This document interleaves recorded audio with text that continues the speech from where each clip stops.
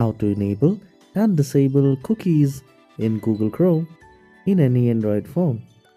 So firstly we will open the Google Chrome, and here we will click on this three dots, and then we will go to settings.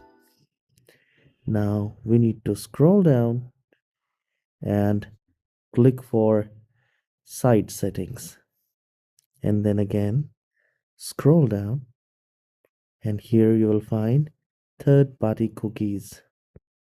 Now whether you want to allow or block third-party cookies, you can do it from here like this.